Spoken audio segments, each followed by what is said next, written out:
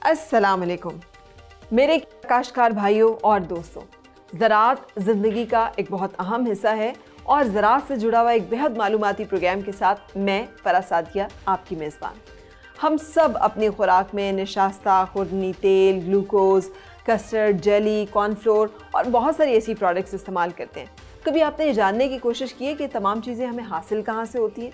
तो ये एक फसल है जिसे हम मकई कहते हैं, मेज़ के नाम से भी जाना जाता है, कॉर्न भी कहते हैं इसको।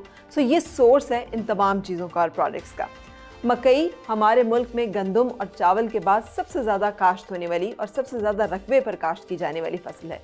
इंसानी खुराक के साथ साथ मकई का इस्तेमाल जो है वो जानवरों की खुराक में, जैसे कि मुर्गियों की खुराक में भी होता है। और ये फसल जो है साल में 2 दफ़ा काश्त की जाती है। 120 से 150 दिनों की ये फसल होती है और ये फसल साल में 2 मरतबा जब काश्त की जाती है तो उसके सीजन है बहार और ख़रीफ़ का मौसम। बहार में जनवरी और फरवरी में काश्त की जाती है और ख़रीफ़ में जुलाई और अगस्त में जो मकई की फसल है उसको काश्त किया जाता है। गुज़िश्ता कई सालों से जदीद हाइब्रिड किस्म के इक़साम के बीज आ रहे हैं, बेहतरीन पैदावारी टेक्नोलॉजी है और इस वजह से मकई की पैदावार के रकबे और पैदावार में खातिर खा इजाफा हुआ है। और कहा जाता है कि मकई वो वाहिद फसल है जिसकी पैदावार में सालाना 5% तक का इजाफा हो रहा है, जो कि बहुत खुशाइन बात है। लेकिन फिर भी एहतियात की ज़रूरत तो रहती है ना, बदलते हुए मौसमी हालात हैं और फसल पर ज़रर वाली जड़ी बूटियों का और सुंडियों का हमला होता रहता है, जिनका तदारुक बेहद ज़रूरी है। तो आज के अपने प्रोग्राम में हम मकई के हवाले से बात करेंगे और मैं ये भी बताती चलूँ कि हमने मकई के ऊपर अपने प्रोग्राम को 2 हिस्सों में तकसीम किया है। पहले हिस्से में हम बात करेंगे सेहतमंद बीज की और जड़ी बूटियों की, नुकसानदेह जड़ी बूटियों की और उनके तदारुक के बारे में क्या किया जा सकता है। और प्रोग्राम के दूसरे हिस्से में हम बात करेंगे सुंडियों की और उनसे बचाव के बारे में जो भी तजावीज़ है वो भी आपके सामने रखेंगे। और अपने इस प्रोग्राम में हम जानने की कोशिश करेंगे कि इन नुकसानदेह जड़ी बूटियों और सुंडियों से कैसे बचा जा सकता है और ये हमारी फसल के लिए किस तरह और कितनी नुकसानदेह हो सकती हैं। और आप सब जानते ही हैं कि हमारा ये प्रोग्राम जो है ये बायर के ताउन से पेश किया जाता है। बायर एक ऐसी कंपनी है जिसकी बेमिसाल और बेहतरीन प्रोडक्ट्स ने ज़राअत की दुनिया में एक इनकलाब बर्पा किया है। काश्तकार बहुत खुश हैं, मुल्क की पैदावार में भी खातिर खा इजाफा हो रहा है। तो बायर का नस्बुलैन भी है और ये हम सब की मुश्तरका कोशिश और काविश भी। तो चलें अपने आज के प्रोग्राम की तरफ चलते हैं और मैं अपने आज के एक्सपर्ट को यहाँ पे दावत दूंगी और अपने मौजूद मेहमान का आपसे तारुफ कराती हूँ। मेरे आज के मेहमान जो हैं डॉक्टर नदीम अकबर साहब को, जो कि एसोसिएट प्रोफेसर हैं डिपार्टमेंट ऑफ एग्रोनॉमी और director water management research centre, university of agriculture, Faisalabad से ताल्लुक़ है उनका। डॉक्टर साहब तशरीफ लाइए। अस्सलाम वालेकुम। कैसे हैं आप? ठीक ठाक जी, शुक्र अल्लाह। बहुत शुक्रिया आज के इस प्रोग्राम में तशरीफ लाने का, इसलिए कि आपसे जो इन्फॉर्मेशन मिलेगी वो हमारे किसान भाइयों के बहुत काम आएगी। आपका भी बहुत शुक्रिया जी। और मेरे लिए मैं समझता हूँ ये बाइस फ़ख्र है ये बात कि आपने मुझे इस काबिल समझा कि मैं कुछ किसान भाइयों के लिए कुछ कह सकूँ। और दूसरी बात मैं ये कहना चाहूँगा कि इस बात का बड़ा एक फुकदान पाया जाता है कि हम तहकीकी इदारों में जो फसलों पर रिसर्च करते हैं वो किसान तक अगर वो बात अल्टीमेटली जो फार्मर है उसी ने फसल को ग्रो करना है और एंड पे उसी ने यूज़ करना है। तो ये आपने मुझे मौका फराहम किया कि मैं कुछ ऐसी बातें कर सकूं जो उनके काम है। नहीं, it's an honour to have you. और आपने बिल्कुल सही बात की कि एंड यूजर तक वो जो कि किसान है वो मालूमात का पहुंचना बहुत जरूरी है। असल जो स्टेक होल्डर है वो वही। तो डॉक्टर साहब, अब जब मकई की बात हो ही रही है तो ज़रूर आपसे भी जानना चाहेंगे कि मकई की हमारी ज़िंदगी में और किसान की इस फसल में क्या अहमियत है। पहली बात तो ये देखें कि हमारी जो ग़िज़ाई अजनास हैं उसमें गंदम और चावल सबसे ऊपर है और गंदम और चावल के बाद तीसरे नंबर पे सबसे ज़्यादा रकबा पे काश्त होने वाली जो हमारी फसल है वो मकई है और पैदावार के हिसाब से ये सब फसलों से आगे है। और दूसरी इंसानी खुराक में ये मुख्तलिफ़ तरीक़ों से जो मसनूआत जो आपने इब्तदाई अपने तारफ़ में बताया, जैसे निशास्त है, खुर्दनी तेल है और ये जेली है, कॉर्न फ्लेक्स है, ये मकई से आ रहे हैं सारे। ठीक है जी। उसके बाद आप देखें कि हमारा जो मौजूदा हालात में जो प्रोटीन का सस्ता सोर्स है वो चिकन है और चिकन की जब बात आती है तो फिर साथ पोल्ट्री की बात आती है। तो पोल्ट्री की जो फीड में सबसे ज़्यादा हिस्सा जो है वो मकई का है। और उसके अलावा आप ये देखें कि हमारे जो शुमाली पहाड़ी इलाकों के लोग हैं उनकी ग़िज़ा का ये ख़ास हिस्सा है, यानी वो इसको अपनी ग़िज़ा के तौर पे इस्तेमाल करते हैं।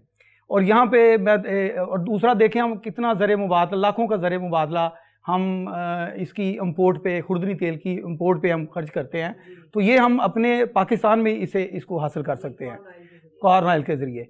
और दूसरी बात ये देखें कि जो मकई का आटा है, ये अगर आप मार्केट में देखें तो ये बहुत सारे लोगों को नहीं पता कि ये गंदम के आटे से सस्ता है।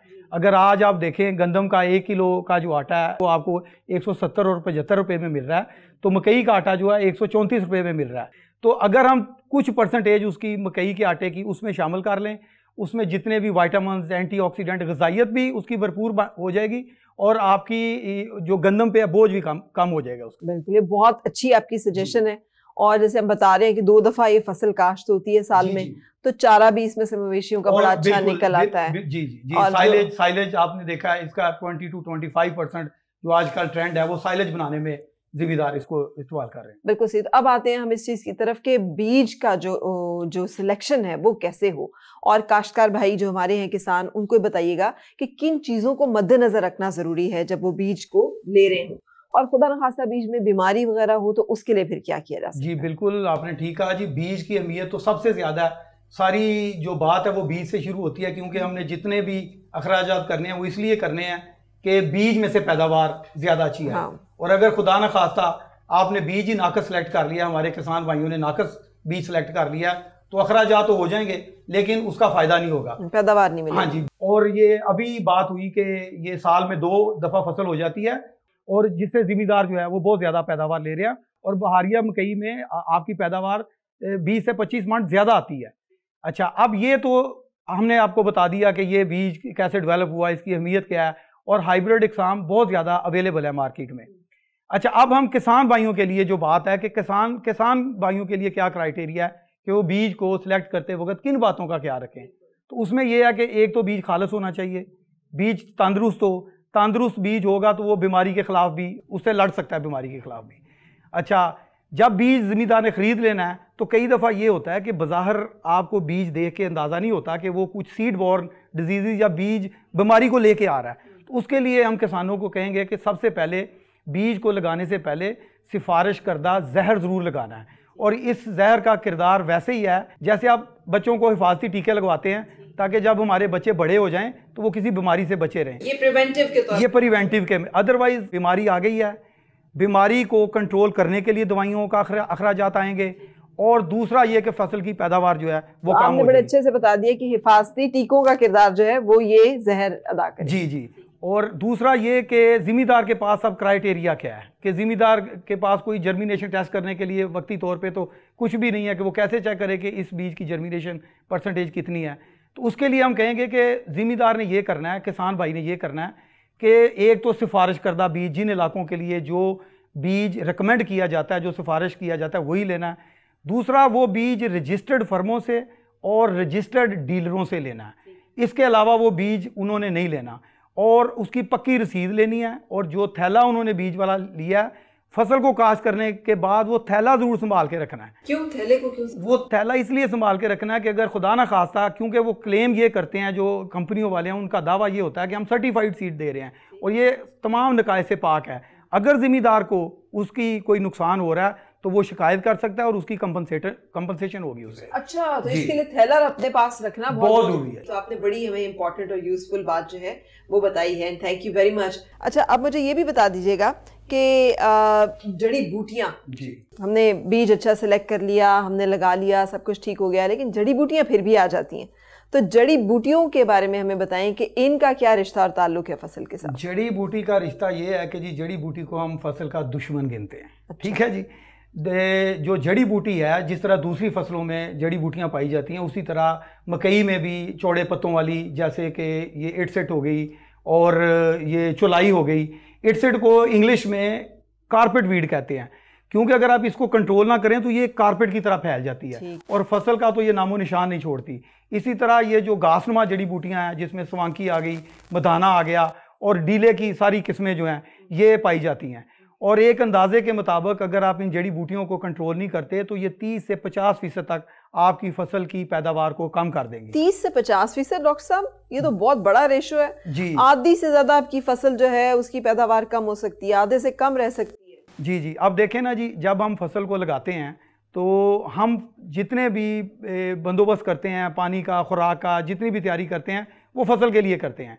और ये जड़ी बूटी जिसको कहा जाता है कि ये बिन बुलाए मेहमान की तरह आ जाती है और वो शेयर करती है, वो चोरी करती है ये सारी खुराक, जगह, रोशनी। ये बहुत अच्छा वर्ड है ना कि चोर है या दरअसल ये जो कि फसल की जो ज़रूरियात की चीज़ें हैं वो चोरी कर लेती हैं, खुद तो फ्लरिश करती हैं लेकिन फसल कमज़ोर हो जाती है। जी, ना सिर्फ ये चोरी करती हैं बल्कि जो फसल के दूसरे दुश्मन हैं जैसे बीमारी है, जैसे कीड़े हैं, ये उनके साथ दोस्ती कर लेती हैं। और फ़र्ज़ करें कि अगर कोई बीमारी आई है तो आपकी जो क्रॉप पे वो बीमारी नहीं आई, लेकिन ये जड़ी बूटी की वजह से वो ये जड़ी बूटी उसको होस्ट करती है और उसकी वजह से वो जड़ी बूटी पे पहले आती है और फिर वो आपकी जो मेन क्रॉप है उसको भी इफेक्ट करेगी। और यानी ये दूसरे दोनों दुश्मनों से मिलके आपकी फसल को ये बर्बाद करती है। यानी ना सिर्फ ये कि खुद ये नुकसान करेंगी, हाँ 30 से 50% तक पैदावार जो है वो कम कर सकती हैं, बल्कि बहुत सारी और बीमारियों का जरिया और बाइस भी बन सकती हैं। तो जड़ी बूटियों को तल्फ करना तो फिर बहुत ज़रूरी हो गया। बहुत शुक्रिया आपका डॉक्टर साहब, आपने वक्त निकाला और आपने किसान भाइयों के साथ इतनी कीमती इन्फॉर्मेशन जो है वो शेयर की। अब हम प्रोग्राम के अगले हिस्से की तरफ चलेंगे जहाँ पर हम आपको बताएंगे कि इन जड़ी बूटियों को तल्फ कैसे करना है, इनके तदारुक के लिए क्या तदाबीर जो है वो इख्तियार की जा सकती हैं। तो नाज़रीन, आपने मकई की फसल के दुश्मनों के बारे में देखा और जाना।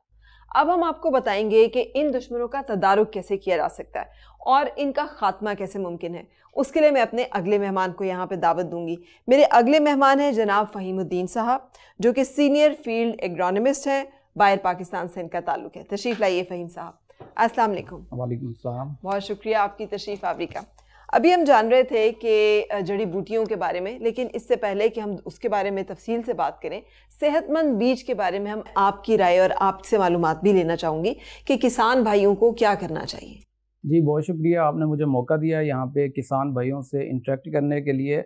और मैं आपको बताता चलूँ कि मकई की फसल के लिए सेहतमंद बीज का होना बहुत ज़रूरी है, क्योंकि अगर हम सेहतमंद बीज नहीं लेते तो इसका मतलब है कि हम अपनी पैदावार स्टार्ट से ही कंप्रोमाइज़ कर लेते हैं। मैं आपको ये भी बताता चलूँ, जैसे ही हमारे किसान भाई फसल या सोइंग कंप्लीट करते हैं बीज की, तो उसके बाद उसके ऊपर दुश्मन कीड़ों और बीमारियों का हमला जो है वो शुरू हो जाता है, जिनको हम सीड बॉर्न और सॉइल बॉर्न डिजीज़ कहते हैं। और उसके साथ साथ जैसे ही जर्मिनेशन मुकम्मल होती है या फसल का उगाव मुकम्मल होता है, तो उसके बाद क्या होता है कि उसके ऊपर एक कीड़े का हमला हो रहा होता है। एक कीड़ा जो है जिसको हम शूट फ्लाई या कोंपल की मक्खी कहते हैं, उसका अटैक होता है।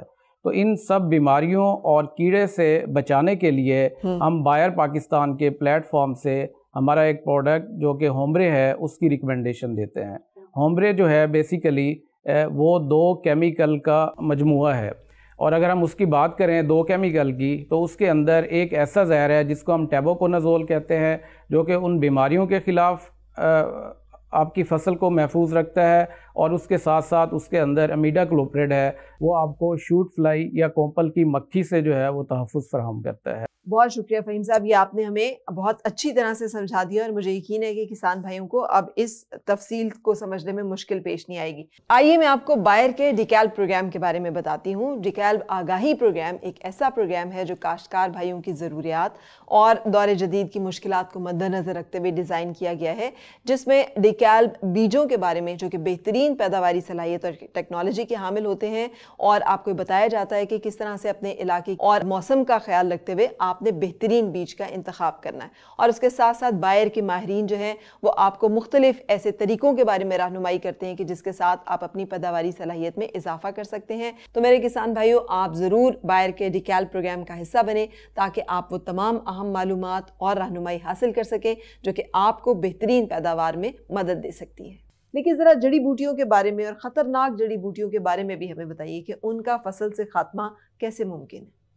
जी, मैं आपको बिल्कुल बताता हूँ कि ये जो जड़ी बूटियाँ हैं हमारी फसल के अंदर जो कि 30 से 40% तक कमी वाक़ई लाती हैं, इनका कंट्रोल हमने किस तरह से करना है। अगर हम बात करें बायर के प्लेटफॉर्म से, तो हमारे पास एक नई जदीद तरीन केमिस्ट्री अडेंगो है कि अडेंगो बेसिकली एक ऐसा प्रोडक्ट है जो कि हमने एक ऐसी विंडो के अंदर सेट किया है जिस विंडो के अंदर पहले मार्केट के अंदर कोई प्रोडक्ट अवेलेबल नहीं है। कि मार्केट के अंदर जो पहले से मौजूद प्रोडक्ट हैं वो या तो 24 घंटे के अंदर स्प्रे करना होता है, और 24 घंटे में जब आप स्प्रे करने के लिए जाते हैं तो वहाँ पे बहुत ज़्यादा मॉइस्चर होता है, तो फार्मर के लिए उसके अंदर चलना बहुत मुश्किल होता है। इसी तरह से अगर हम बात करें, कुछ प्रोडक्ट मार्केट के अंदर ऐसे हैं जो हम लेट स्टेज के ऊपर एप्लीकेशन करते हैं।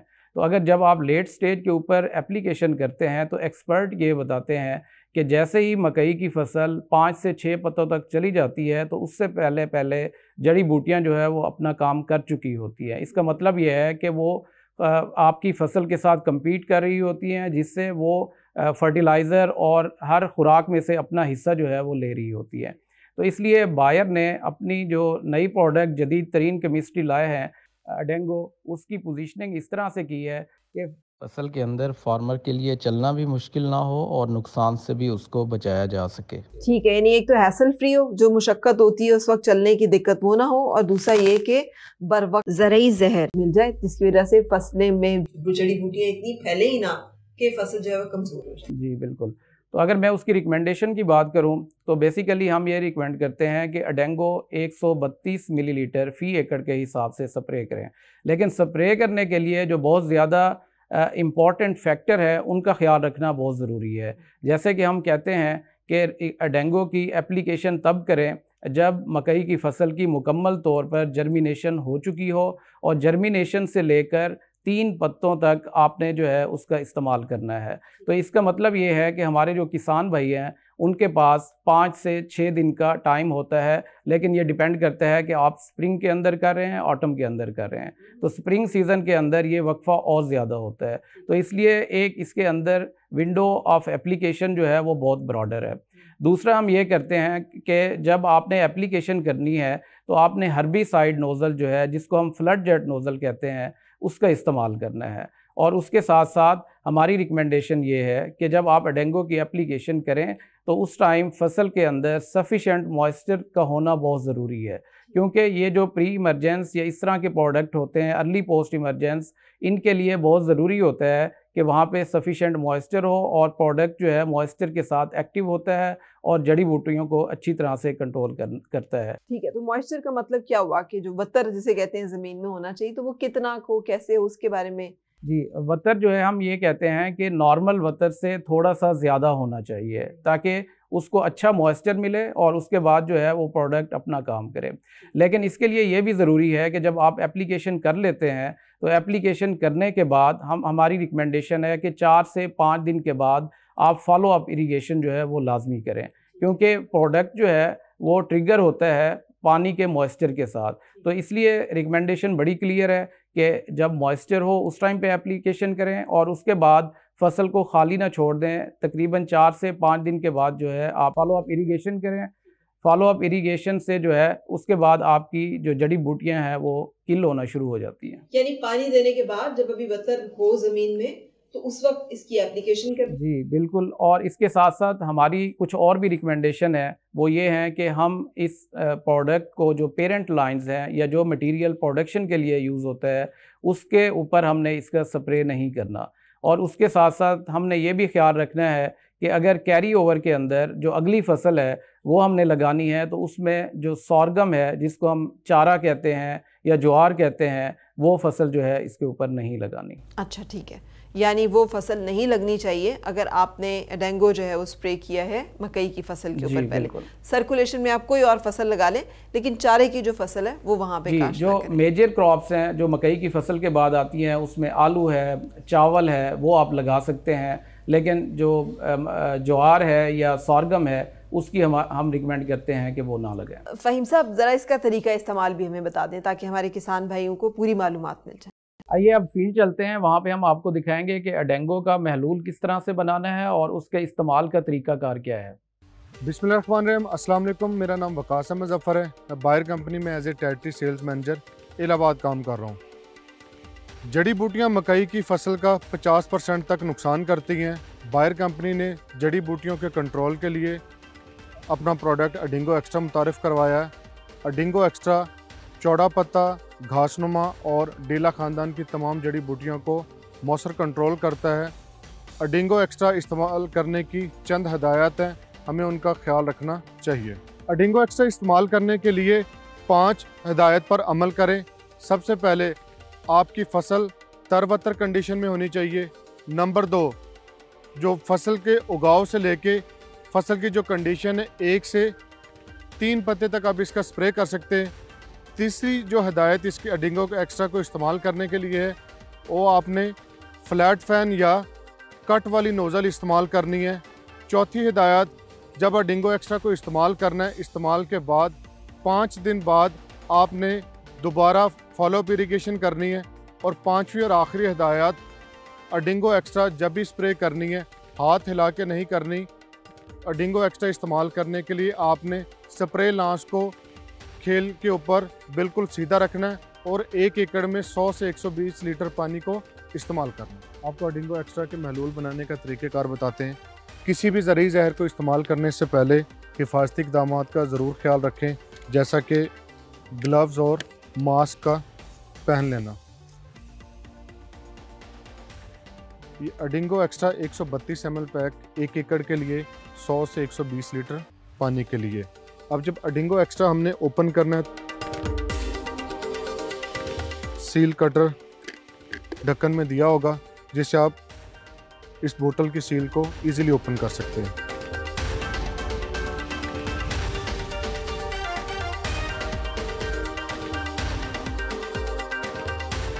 इसको ओपन करने के बाद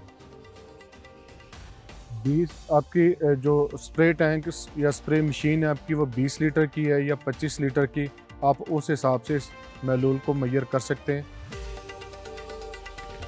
अब मैं अडिंगो एक्स्ट्रा का महलूल बना रहा हूँ जो कि 1 एकड़ स्प्रे के लिए है।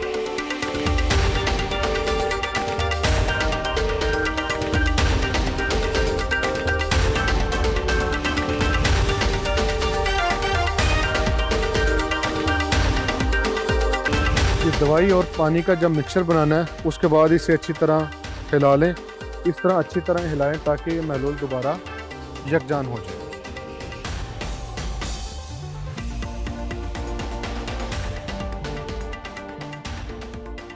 शुक्रिया आपके मशवरों का, आपकी तजवीज़ का और मालूमात का।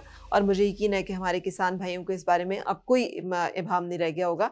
आपने खासी तफसील के साथ हमें तमाम मसाइल का हल जो है वो समझाया। Thank you very much Faheem साहब फॉर दैट। मुझे यकीन है कि आज के प्रोग्राम से आपको बेहद मालूमात हासिल हुई होंगी और अब ये आपकी जिम्मेदारी है कि आप इन मालूमात को बेहतरीन इस्तेमाल करें और अपनी फ़ी एकड़ पैदावार में इजाफा करें। जो हमने प्रोग्राम में बायर के ज़रूरी जहर आपको बताए हैं, ये किसी भी एग्री सोल्यूशन शॉप से आपको इजीली अवेलेबल होंगे। सो आपने अगला हमारा प्रोग्राम जो है वो भी देखना नहीं भूलना, क्योंकि अगले प्रोग्राम में हम आपको बताएंगे एक ऐसी प्रोडक्ट के बारे में जो बहुत आपके लिए अहम साबित होगी। उसका नाम है वाइगो। वाइगो को कैसे इस्तेमाल किया जा सकता है और कैसे ये ज़राअत में आपकी मदद कर सकता है, ये जानने के लिए अगले एपिसोड में हमारे साथ रहिएगा और देखिएगा प्रोग्राम ज़राअत से ज़िंदगी। मुझे फराह सादिया को दीजिए इजाज़त। अल्लाह हाफ़िज़।